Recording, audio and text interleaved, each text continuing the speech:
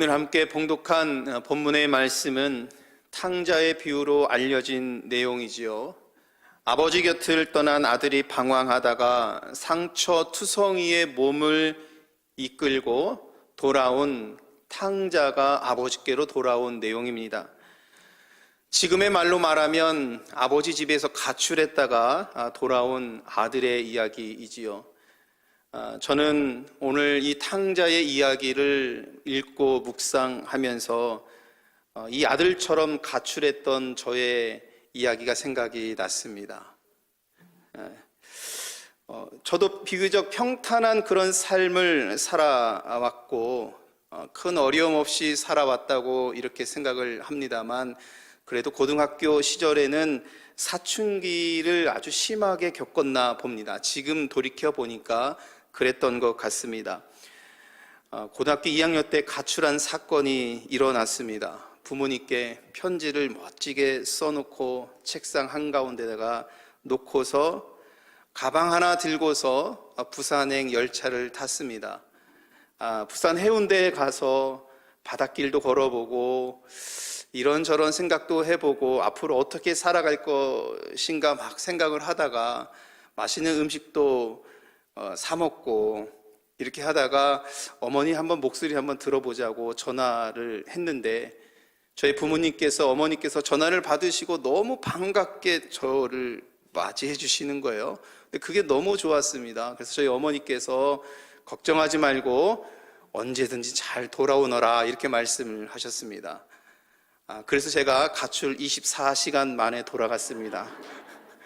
집에 돌아가서 그것도 해운대에서 맛있는 또 선물을 부모님께 사들고 집에 돌아갔습니다. 그래서 고등학교 2학년 때 있었던 1일 가출 소동이었습니다. 이때 저는 집에 돌아와서 그렇게 편안한, 그렇게 깊은 잠을 잔 기억이 없을 정도로 그렇게 편안한 잠을 잤습니다.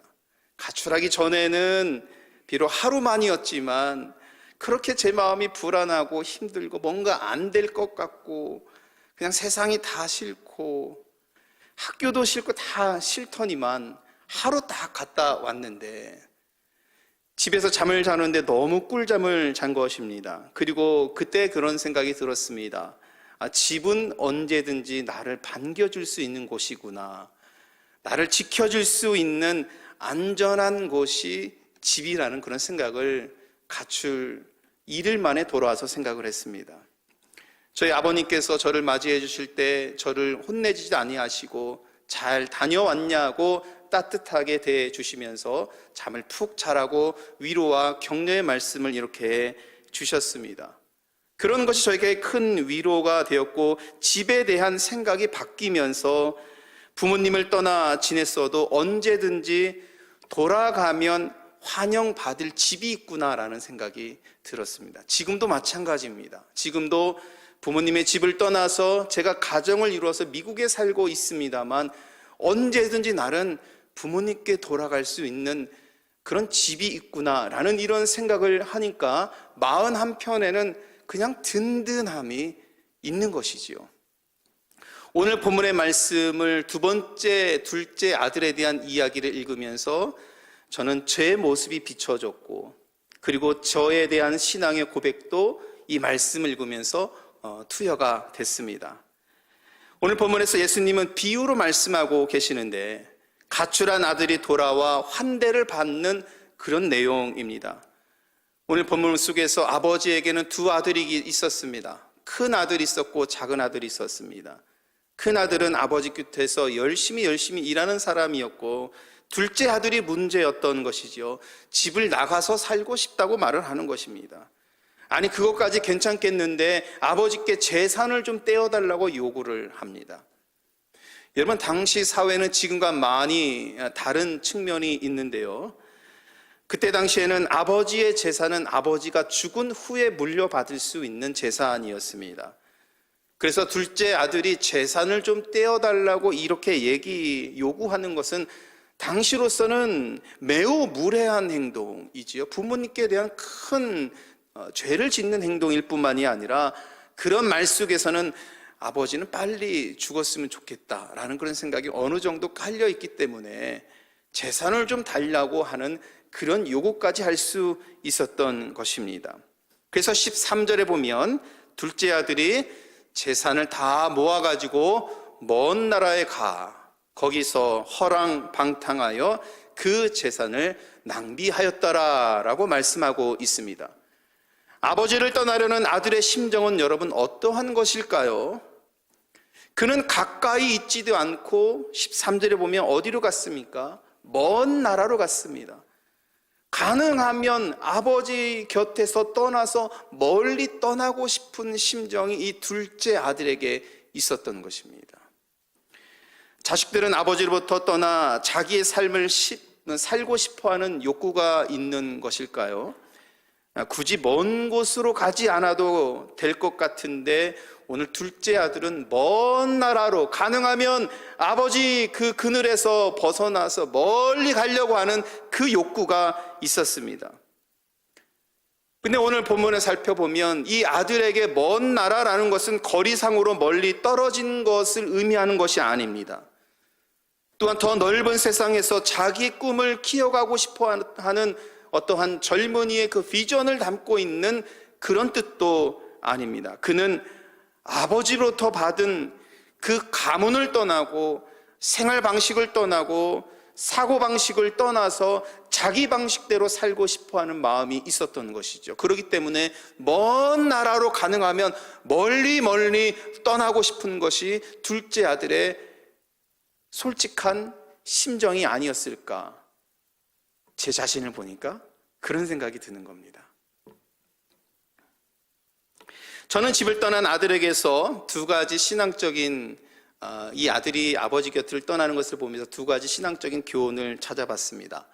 첫 번째는 집 떠난 아들은 자기의 삶에 담겨있는 하나님 아버지의 사랑을 부정하는 사람을 의미한다라는 것입니다. 하나님 아버지의 사랑을 부정하는 사람이 집 떠난 아들이 보여주고 있는 모습이죠. 여러분, 우리 하나님은 자녀된 우리를 영원히 끌어안으시고 지켜주시며 돌보실 줄 믿으시길 바랍니다. 그런데 하나님 아버지 곁에 있을 때의 안전함을 이렇게 느끼는 것입니다. 만약에 이 사랑을 우리가 거부한다면 집이 없어서 여기저기 떠돌아다니는 그런 신세가 되는 것이죠. 하나님의 사랑 안에 있는 자들은 시편 23편 4절에 보니까 사망의 음침한 골짜기에 다닐지라도 해를 두려워하지 않는 안전함을 느끼는 겁니다. 하나님의 사랑을 입은 자들은 마태복음 10장 8절의 말씀을 보니까 병든 자를 고치며 죽은 자를 살리며 나병한 자를 깨끗게 하며 귀신을 쫓아내는 은혜 안에서 사는 것입니다. 이것이 하나님의 사랑을 입은 자들이 살아가는 신앙의 모습, 삶의 모습입니다. 아버지는 자기의 목숨을 주고서라도 자식을 지키고 싶어하는 거룩한 사랑을 지니신 분이지요. 우리를 사랑하시는 하나님 아버지의 마음을 뿌리치지 말고 사랑 안에서 살아가는 믿음을 지녀야 하는 것입니다. 둘째 아들이 아버지를 떠났다라는 의미는 이 거룩한 하나님의 사랑을 부정한다라는 의미입니다. 두 번째, 집 떠난 아들은 세상에서 자기를 향한 사랑을 확인하려고 하는 사람을 의미하기도 합니다. 자기에 대한 사랑을 하나님 아버지께 확인하지 않고 세상에서 나를 향한 사랑을 확인하고 싶어 하는 사람이지요. 이런 사람들은 좋은 대학에 나와서 직장을 구하게 되는 것이 세상이 나를 사랑하는 증거라고 여기게 됩니다. 자기가 갖게 된 여러 좋은 조건들은 세상이 나를 사랑하기 때문이라고 늘 자신만만하게 살아갑니다. 이렇게 사랑에 중독된 사람처럼 자신을 향한 세상의 그 사랑을 자꾸 확인하려고 더욱더 그 세상 속으로 빠져들게 되는 것입니다. 그러나 여러분, 중독은 정말 필요할 때에 가장 필요한 것을 채우지 못하고 아무것도 얻지 못하는 허망한 것으로 끝나버리는 경우가 중독이지요. 이런 삶을 사는 자가 하나님 아버지를 떠난 탕자라는 것입니다. 이와 같이 아버지를 떠난다는 의미는 신앙적으로 하나님 아버지의 사랑을 거부한다라는 의미, 그리고 세상에서 자기를 향한 그 사랑을 확인하려고 하고 싶어하는 사람이라는 것입니다. 그래서 예수님께서는 이 비유를 통해서 아버지를 떠난 아들은 비참한 결과를 얻게 될 것이다 라는 것을 말씀하고 계십니다. 그는 아버지에게 받은 재산을 방탕한 삶으로 모두 소진하게 되고, 말씀을 보니까 마침 흉년이 들어서 먹을 것도 없어서 돼지가 먹는 열매라도 먹었으면 좋겠다라는 신세로 정락하게 되는 것입니다. 떠난 자의 삶은 결국 이 비참한 결과를 얻게 될 것이다 라는 주님의 말씀이지요. 한마디로 거지가 되었다라는 형편이지요. 하나님 아버지의 사랑을 거부하고 세상의 사랑을 찾으려는 사람이 겪게 될 일, 그것이 바로 오늘 아버지 집을 떠나서 방탕한 삶을 살아가다가 이러한 비참한 결과를 얻은 둘째 아들의 모습에서 우리들에게 가르쳐 주고 있습니다. 오늘 함께 우리가 읽고 있는 이 말씀, 탕자의 비유라고 할 수 있는 이 말씀은 렘브란트가 그의 작품 탕자의 귀향이라는 작품이 가장 잘 이 말씀을 설명한 작품으로 알려져 있습니다. 1668년도에 그려진 작품입니다. 저는 오늘 설교 제목도 탕자의 귀향이라고 이렇게 정했는데, 오늘 이 작품의 제목에서 빌려온 설교의 제목이기도 합니다. 렘브란트는 아버지를 떠나 비참한 결과를 얻은 아들의 상태를 이 작품에서는 그가 입고 온 옷과 벗겨진 신발, 찢겨진 신발에서 그가 아버지를 떠난 그 삶에서 어떠한 일을 겪었는지를 잘 표현해주고 있습니다. 찢어진 옷, 벗겨졌는지 찢어졌는지 신발 한 짝이 벗겨져 있는 이런 상황, 방황의 흔적을, 상태를 표현하고 있는 바로 이 모습.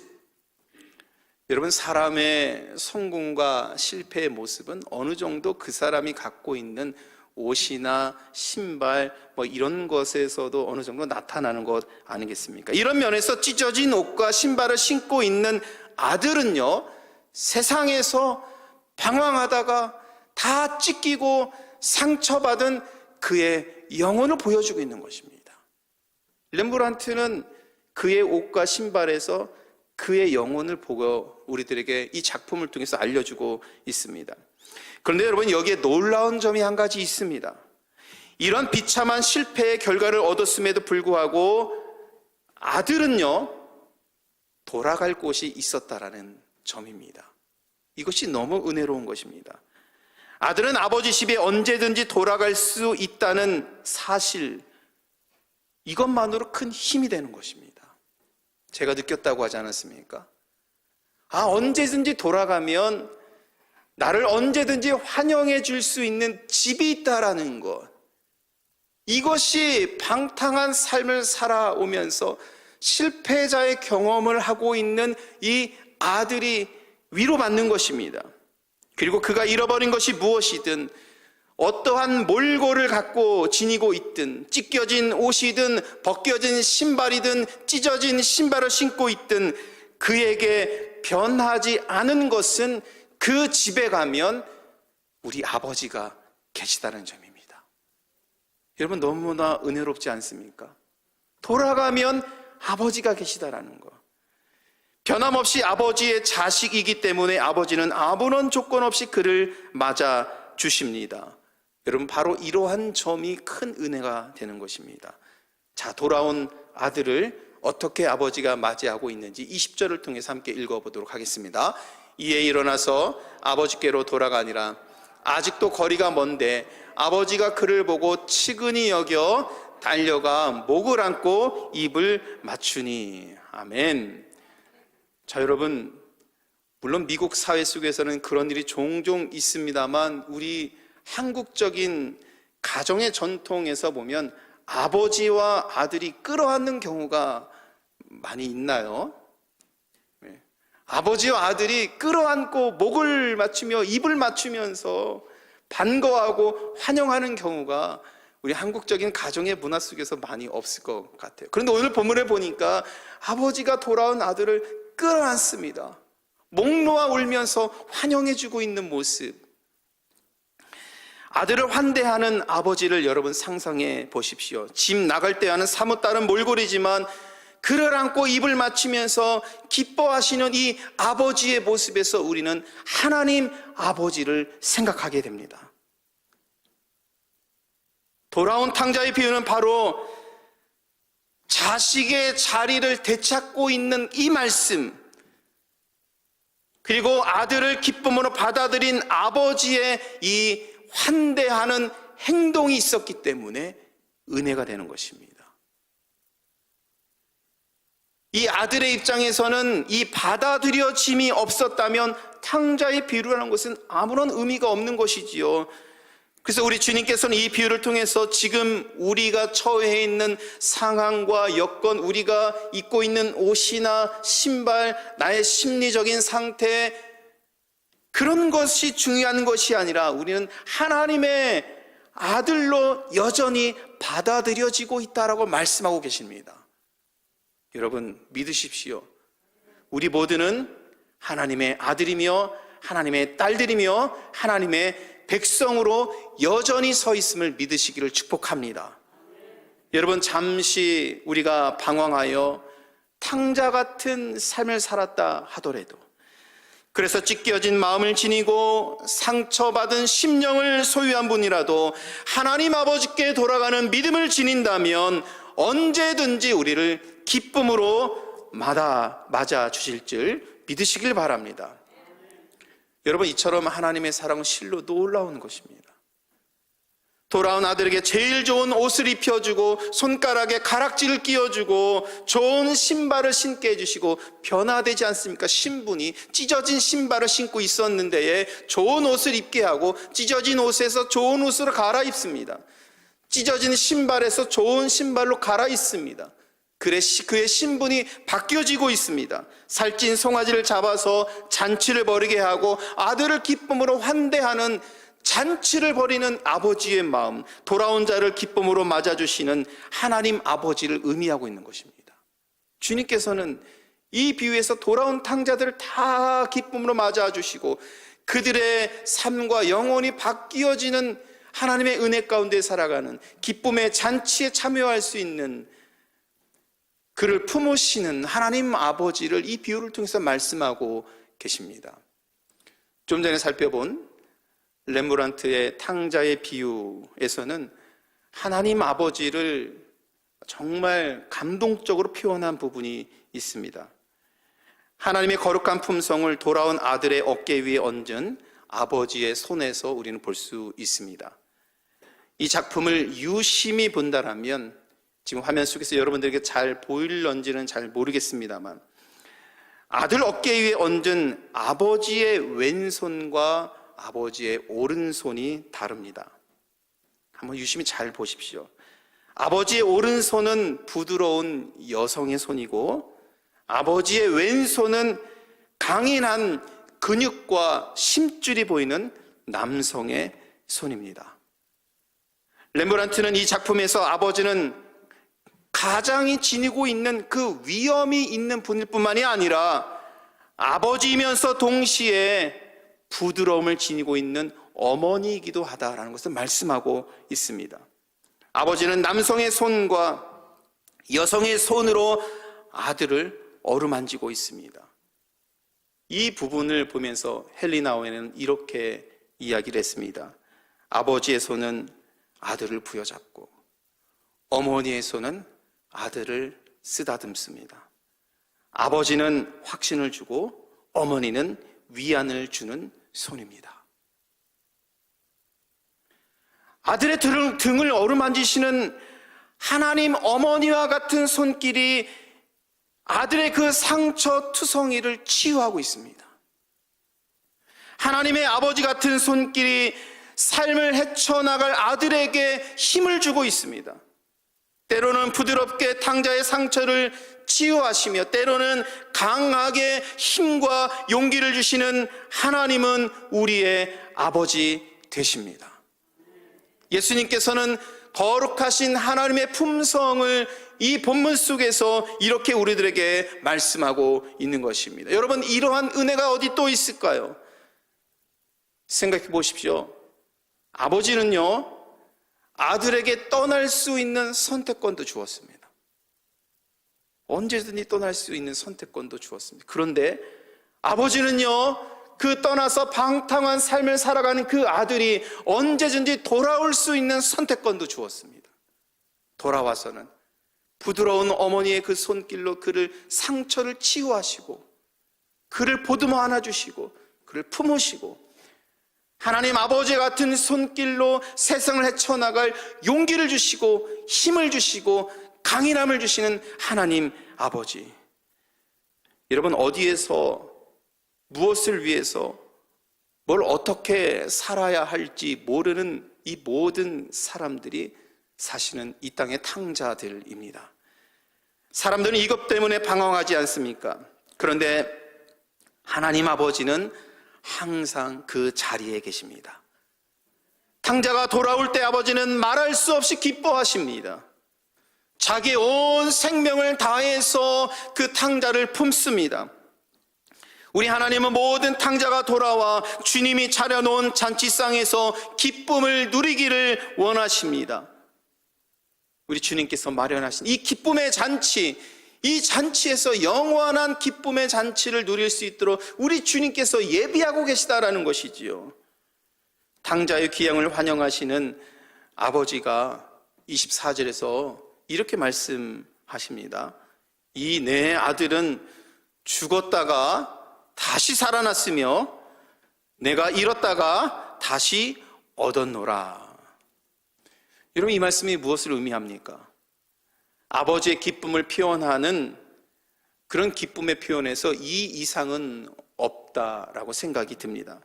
주님은 이 비유에서 아버지를 떠나는 것은 죽음이요 돌아오는 것은 생명이다라고 말씀하고 있습니다. 하나님과 분리되어 사망으로 치닫는 상황이었을지라도 하나님 아버지께 돌아오는 것은 다시 생명을 얻게 되는 은혜의 사건입니다. 우리 하나님은 이렇게 여러분 품이 넓으신 분입니다. 우리를 품으시고 우리의 상처를 보듬어 주시고 이 세상을 살아갈 수 있는 강인함을 주시고 그런 믿음을 주시고 끝까지 견디고 버티고 믿음으로 서 있어서 마지막 때 준비하신 하나님의 나라의 그 잔치에 참여할 수 있도록 우리를 품으시는 분, 거룩하신 우리 하나님 아버지. 그렇기 때문에 우리는 그분을 찬양하며 경배하며 그분을 높여드리는 것이 지극히 마땅한 줄 믿습니다. 그리고 이 사건을 이루시기 위해서 우리 주님께서는 예루살렘의 십자가를 향해서 걸어가고 계시는 것이고 그 십자가에서 죽으시고 부활하심으로 영원한 천국 잔치에 우리가 참여할 수 있도록 인도하여 주십니다. 그러므로 사순절 넷째 주일날 우리는 주님만을 바라보면서 다시 돌아가는 그런 믿음으로 그 돌아가는 그 믿음 가운데서 우리를 품어주신 하나님의 거룩한 사랑을 알아서 영원한 잔치에 참여하기를 소망하는 믿음으로 사순절 넷째 주일날 우리 믿음이 세워져야 합니다. 사랑하는 성도 여러분, 지금이라도 하나님께 돌아오면 늦지 않았습니다. 하나님의 어머니 같은 손길로 위로를 받으시고 하나님의 아버지 같은 손으로 힘을 얻어서 탕자와 같은 삶에서 돌이켜 주님 오시는 그날까지 이 험난한 세상을 잘 헤쳐가기를 간절히 소원합니다. 오늘 이 말씀 기억하시고 우리 모두가 이 믿음으로 다시 세워져서 십자가의 은혜 가운데 살아갈 수 있는 귀하고 복된 삶이 되시기를 주님의 이름으로 간절히 축원합니다.